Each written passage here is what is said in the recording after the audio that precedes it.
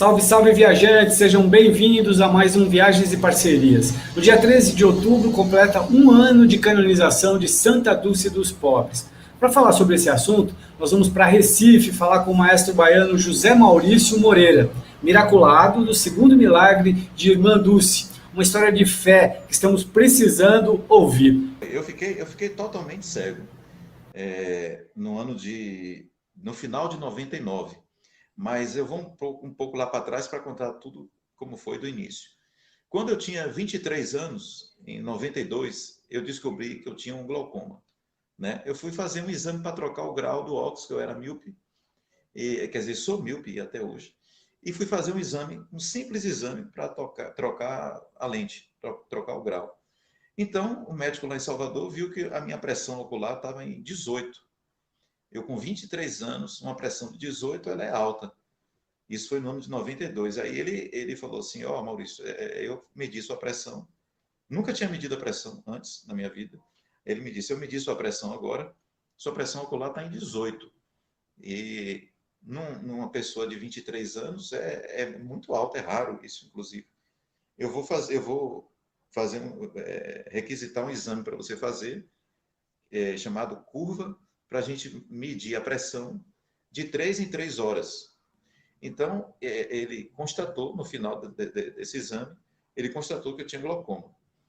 E me mandou para um especialista. O especialista, na época, me disse que eu já tinha perdido muito nervo óptico, né, 50% mais ou menos, por ter descoberto tarde esse glaucoma. Então, eu passei a tratar desse glaucoma com colírios, lá em Salvador, né? Fiquei tratando desse glaucoma com colírio para baixar a pressão. Ele baixava, mas quando passava o efeito do colírio, ela subia de novo de forma absurda. E aí vim ver que o meu tipo de glaucoma é um glaucoma raro, quer dizer, raro na minha idade, né? Chama glaucoma pigmentar, conhecido também como glaucoma jovem. Foi um dos termos que eu ouvi de um dos médicos. E aí fiquei tratando desse glaucoma para não perder a visão. Eu fiquei desesperado, né? Porque no mesmo dia que o médico me disse que eu tinha glaucoma, ele disse, olha, está preocupante, você pode perder a visão, né, em pouco tempo. Então,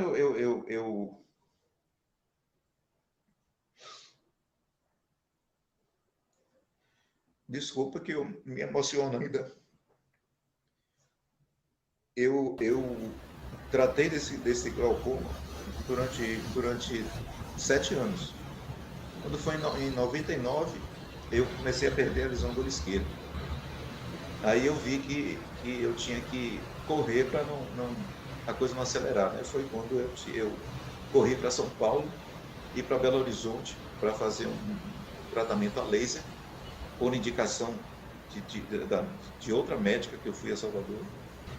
Em outubro de 99 eu fui a Belo Horizonte, fiz o laser e aí marquei uma cirurgia em São Paulo para baixar a pressão, uma cirurgia chamada trabeculectomia. É uma cirurgia que eu fiz que o médico injeta uma medicação dentro do olho para segurar a pressão ocular, para a pressão não subir mais. Só que quando eu fui a São Paulo, eu já tinha perdido mais de 80%. Eu estava praticamente cego já. Aí o médico lá em São Paulo me disse, olha, eu vou te dar a real, vou ser sincero com você. Compre sua bengala, vá aprender o braille quando você voltar para Salvador, porque você vai ficar cego em pouco tempo. Aí é questão de semanas ou talvez dias. Aí aquilo, rapaz, foi um choque para mim. Porque eu Perdeu o chão. perdi o chão totalmente. Eu estava com 30 anos já, aí, né? Eu tinha meu cargo, tinha meu carro, tinha minha vida, né? E minha família, meus amigos, como é que eu vou contar para todo mundo? Quando eu voltei de São Paulo, uma pessoa já teve que me pegar no aeroporto, porque eu não estava mais enxergando nada. Eu liguei para minha irmã foi no aeroporto e me pegou já dentro do avião, pelo braço, já desci do avião, já segurando no braço dela, porque eu já não estava enxergando mais nada. Aí começou uma segunda fase da minha vida, né? Eu fiquei sem chão, como você falou, e aí fui fazer o que o médico em São Paulo me aconselhou. fui procurar o CAP, o Instituto de Cegos, né? E fui tomar os meus cursos para aprender a viver de novo, aprender a me readaptar, né, à vida agora na condição de cego. Aí eu fui fazer o curso de Braille, fui fazer o curso de mobilidade, que é aprender a andar de bengala pelas ruas de Salvador, que é muito difícil. Levei um ano para aprender. A gente vê um cego na rua andando, pensa que aquilo é fácil. Tenho a posição certa de bater a bengala em relação ao pé. Você tem que bater o pé, bater a bengala na posição oposta a que está o seu pé naquele momento. Aí você vai fazendo esse movimento e o pé tem que estar fazendo justamente o contrário. Você só pode pisar onde a bengala tocou antes. Então o movimento é assim, pá, pá, pá. Isso para a gente aprender leva um ano, porque a gente tem que aprender corrente de ar, tem que aprender os ruídos da rua, né? Isso tudo para mim era novo, então foi muito difícil. E paralelo a isso, eu aprendi o Braille, né? Que eu tinha que continuar trabalhando, eu era muito jovem para parar de trabalhar, né? Eu tinha 30 anos, então eu não ia querer ficar dentro de casa, né? Em depressão. E eu falei, ó, agora eu vou fazer o que eu gosto para compensar esse baque que eu recebi. Eu vou estudar música. Aí fui fazer escola de música da UFBA, Universidade Federal da Bahia. Lá tinha um curso chamado Musicografia Braille, que era música para cegos, né? Então foi onde eu voltei a ter o gosto de viver de novo. Foi onde eu pude me canalizar todos os meus problemas para a música. Eu mergulhava minha cara na música e eu já tocava violão. E aí foi lá que eu tive a oportunidade de ser maestro, que era uma coisa que eu sonhava quando era mais jovem. E Deus, essa é a prova que Deus escreve certo por linhas tortas. Eu, quando fui jovem, eu passei na frente de uma escola de música que tinha lá em Salvador, Escola Spark, e vi lá, né? Violão clássico, com ênfase em regência. Aí eu tinha 17 anos, o que me fez entrar naquela escola, hoje eu sei, né? Já tinha me acostumado com a minha cegueira, né? Já estava levando a vida normal, já andando pelas ruas de Recife, já tinha aprendido a andar aqui e tal. Depois de 4 anos que eu cheguei aqui, em 2014, eu cheguei em 2010, quando foi em 2014, cego, totalmente cego, eu tive uma crise de conjuntivite brava, horrível, terrível, do pior tipo que tem. É uma conjuntivite viral, a qual me causou até um derrame no olho direito, né? E eu fiquei impedido até de trabalhar. Aí, minha mãe tinha falecido em 2012 e eu tinha trazido uma imagem de Irmã Dulce que foi dela. Minha mãe era devota de Irmã Dulce. Quando a Irmã Dulce foi beatificada, minha mãe comprou uma imagem de Irmã Dulce lá nas obras sociais. E quando minha mãe faleceu, eu trouxe essa imagem. Eu pedi a minha irmã que ela me desse, minha irmã me deu, eu trouxe. Porque quando eu pegava na imagem, eu me lembrava de Irmã Dulce e de minha mãe ao mesmo tempo, né? E cego não tinha como enxergar, mas quando eu vi o formatozinho do corpo de Irmã Dulce, o véuzinho dela, eu já me lembrava da imagem dela, que eu conheci ela de perto, né? Eu a conheci de perto. Eu vi Irmã Dulce, né, várias vezes, e beijei a mão dela uma dessas vezes, até o último encontro que eu tive com ela, em 86, eu tinha uns 17 anos ou 16, eu era menor aprendiz do Banco do Brasil. Ela foi autografar um livro lá, escrito até por Maria Anitta. Eu comprei o livro e beijei a mão dela. E hoje eu conto isso com todo o fervor. Mas aí, sim, aí eu peguei essa imagem que foi de minha mãe, coloquei nos olhos, numa madrugada de muita dor causada por essa conjuntivite. Aí, com toda a minha fé, eu pedi a ela, que intercedesse junto a Deus, que ela intercedesse junto a Deus, que aliviasse as minhas dores da conjuntivite, porque estava doendo demais, dores latejantes, assim, até o dente doía, pra você ter ideia. Então, foi uma conjuntivite muito brava que eu tive. Então, eu pedi a ela que intercedesse junto a Deus para curar a minha dor, para me dar uma noite de sono, porque eu não dormia já há 3 dias, e que ela curasse aquela conjuntivite horrível. Só que a irmã Dulce, ela não fazia nada pela metade. 4 horas depois dessa oração, o meu olho começou a dar sinal de vida. Depois que eu terminei de fazer a oração, eu botei a imagem no criado mudo de volta e bocejei. Né? Senti um sono que eu não sentia há 3 dias. Aí, ainda, antes de dormir, eu já agradeci o sono a ela. Eu falei, obrigado, irmã Dulce. O sono veio tranquilo, muito obrigado. Aí virei para o lado e dormi. Quando eu acordei de manhã, ainda cego, a minha esposa disse, olha, vou colocar uma bateria de gelo no seu olho, porque tá muito feio, tá muito inchado o seu olho. Meu olho parecia que eu tinha tomado uma porrada de Mike Tyson. Você tem uma ideia? Aí ela falou assim, eu vou sair para pagar umas contas, quando eu voltar a gente vai lá em Dr. Roberto Galvão, eu quero que ele te veja, que seu olho tá muito inchado, tá muito feio. Aí eu disse, tá bom, tá certo, a gente vai. Aí ela saiu, me deixou cego em casa, e foi no banco, 24 horas, pagar umas contas. E eu fiquei colocando a bateria de gelo em casa, né, que ela tinha deixado aqui. Aí, Romualdo, numa dessas vezes, do nada, quando o gelo derretia, que eu botava o papel toalha aqui, nenhuma dessas vezes eu vi minha mão. Depois de 14 anos sem enxergar nada, eu vi minha mão, de repente, do nada, assim. A nuvem que o glaucoma causa no olho da gente, o olho fica totalmente bloqueado por uma nuvem. Você não enxerga nada, porque essa nuvem, ela vai se intensificando até tomar o olho todo. Então, o que eu vi durante 14 anos foi essa nuvem. Uma nuvem que me impedia de ver qualquer coisa. E aí a minha mão, eu comecei a ver a minha mão. Essa nuvem começou a se dissipar ali, naquele momento. 4 horas depois da oração. Então, eu aproximava a minha mão do olho, eu via a minha mão, aí afastava, ela entrava na nuvem, aí eu aproximava de novo, ela saía da nuvem, ou seja, a nuvem estava bem, já se distanciando do olho, né? Então, eu fiquei muito, muito desesperado, não sabia o que estava acontecendo. Eu posso imaginar. Não sabia nem de quem era, pois é, eu não sabia nem de quem era aquela mão.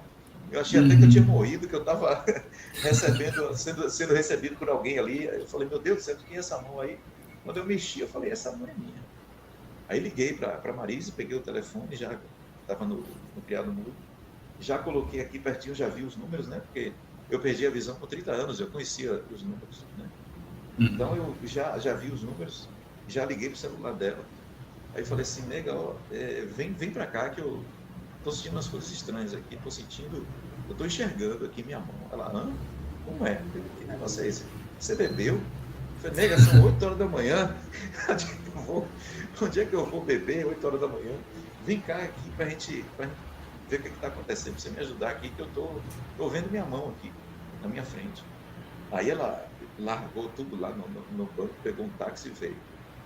E aí quando ela chegou em casa, que eu fui vê-la pela primeira vez, né? Eu já levantei da cama, já vim tateando assim na parede, já vendo a parede aqui de minha casa, já vi uma foto da gente que estava na parede, né? De perto, eu vi o rosto dela pela foto. Aí eu falei, meu Deus, minha mulher é muito linda. Aí ela, lembrando, tocou aqui na porta, na campainha. Aí eu fui abrir. Quando eu abri a porta, que eu botei o rosto dela bem pertinho assim, eu falei, eu tô me vendo. Aí foi aquela comoção, né? Choro, sim. Eu chorando, ela chorando de alegria. E assim, era um misto de sentimentos, porque era choque misturado com alegria, com emoção, né? Com medo.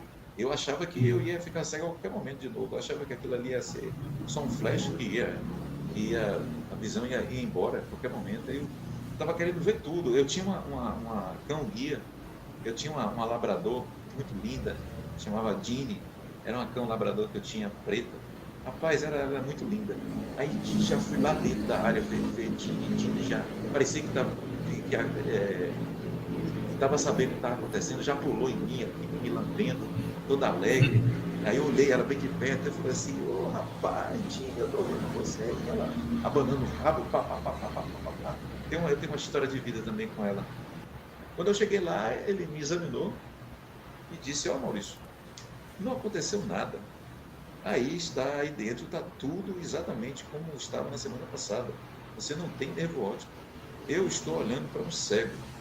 eu estou aqui sem saber, eu estou de boca aberta, porque em quase 30 anos de medicina que eu tenho, ele me disse, eu sou especialista em glaucoma e isso aí eu nunca vi. A medicina não explica isso, não. Eu não sei o que fez você voltar a enxergar. Uhum. Sem nervo óptico não tem como ser humano nenhum voltar a enxergar, né? Porque não existe ainda transplante de nervo óptico, né? Não se transplanta nervo em lugar nenhum do Uhum. mundo. E o que faz a comunicação do olho com o cérebro é justamente o nervo óptico. Ou seja, o fiozinho que ligava um ao outro estava cortado. Eu não tinha como voltar a enxergar. Aí eu disse, e aí, doutor, faça o quê? Ele disse, olha, vá curtir sua vida, né, enquanto você está enxergando, porque ninguém sabe até quando você vai enxergar.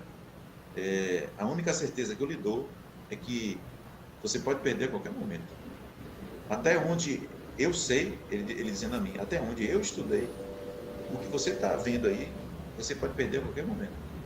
E de resto, não sei de nada. Aí ele disse, foi o homem lá em cima. Quando eu volto para casa com minha esposa, no caminho, ele mora aqui perto, a gente vem andando, inclusive.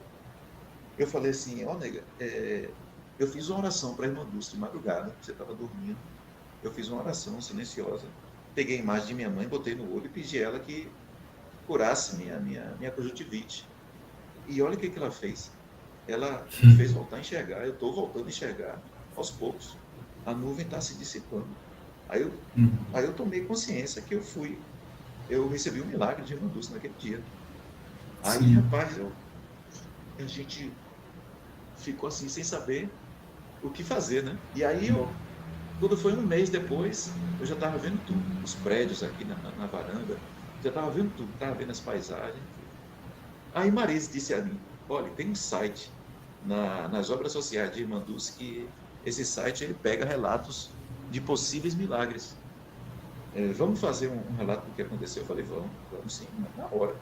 Aí sentei com ela no notebook, ela foi digitando e eu falando tudo, né? Que eu ainda não conseguia ver a tela.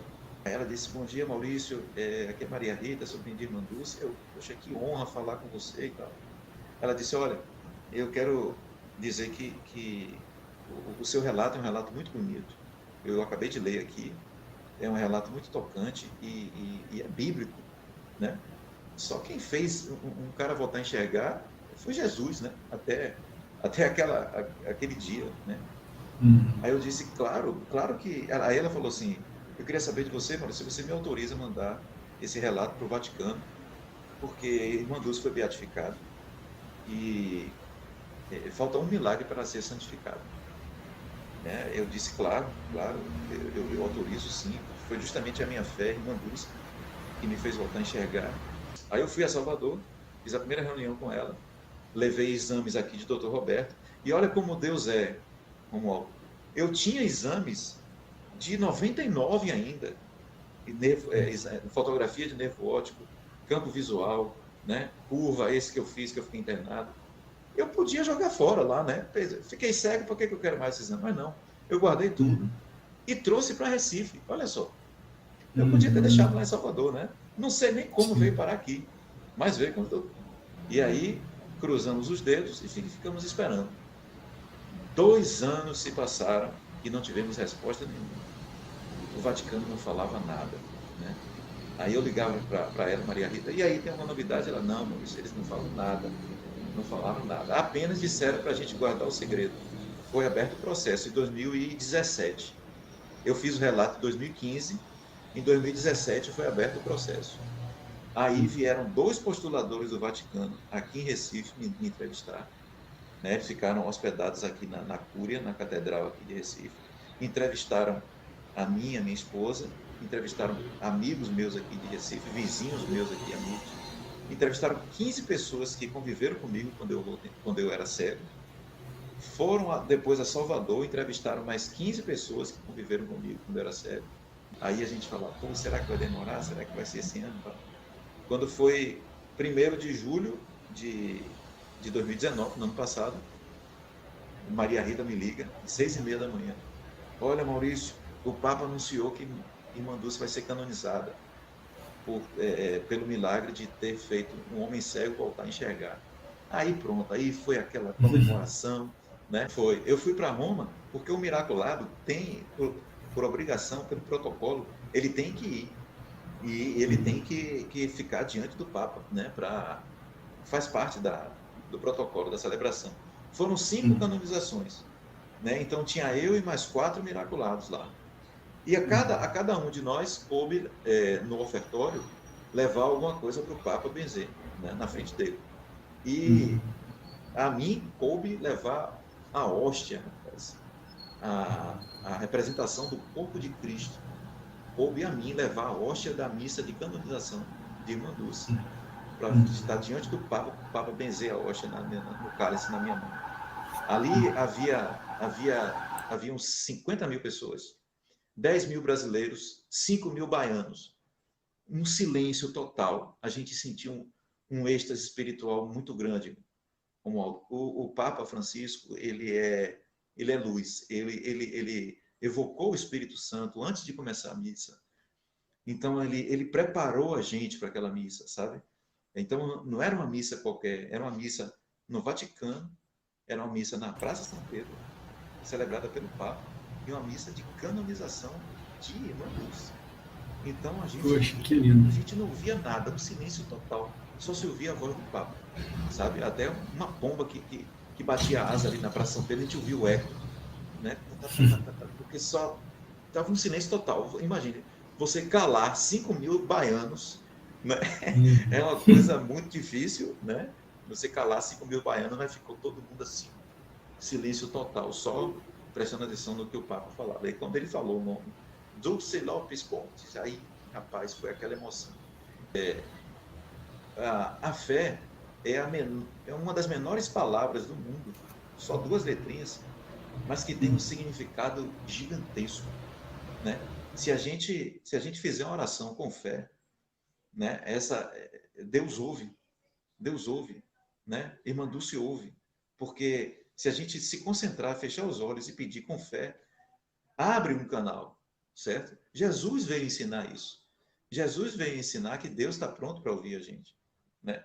E Irmã Dulce pregou o que Jesus pregou o tempo todo, foi o amor ao próximo, né? Irmã Dulce cuidou de tuberculoso, cuidou de leproso, nunca ficou doente, né?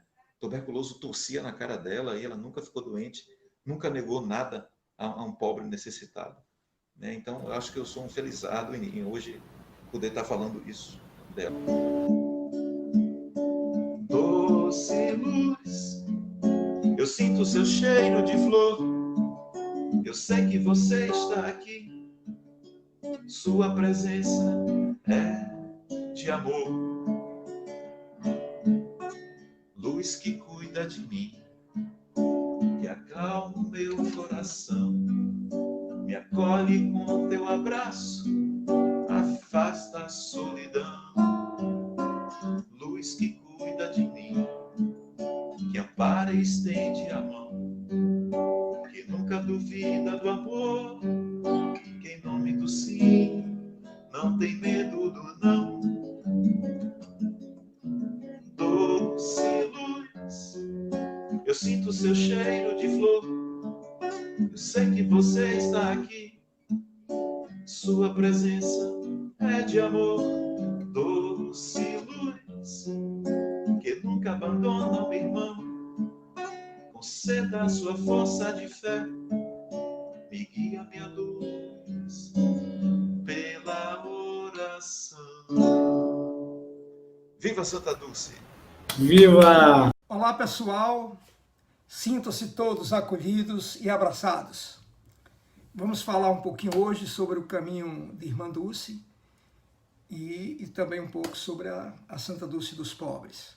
No dia 2 de julho de 2019, foi criado o caminho de Santa Dulce dos Pobres para homenagear a primeira santa nascida no Brasil, Santa Dulce dos Pobres, um dia após o Papa Francisco ter anunciado a sua santificação.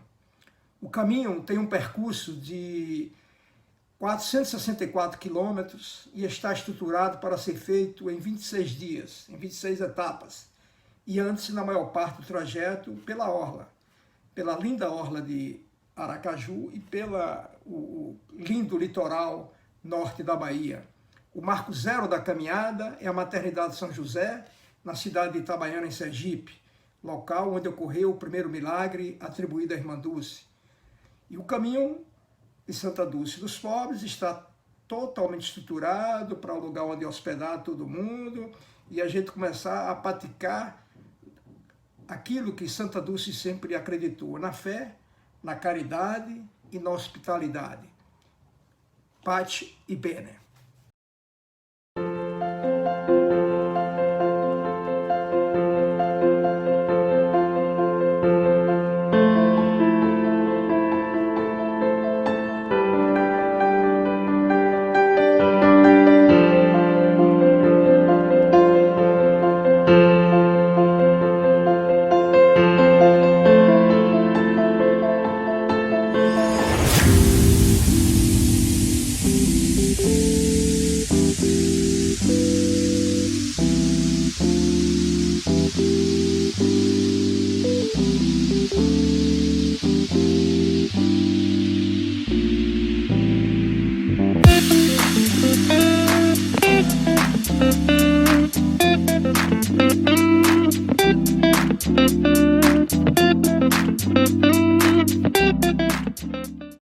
Charmosa e aconchegante, a pousada Águas de Ibirá oferece aos seus hóspedes um local tranquilo para quem deseja descansar e desfrutar momentos agradáveis nas termas de Ibirá. Todos os apartamentos têm uma varanda privativa com rede, ar-condicionado e acessibilidade. A pousada tem ainda um café da manhã famoso e área de lazer com piscina aquecida. Informações e reservas pelo telefone 17 3551 3713 ou pelo WhatsApp 17 99717 3195. Pousada Águas de Ibirá. Desfrute o bom da vida.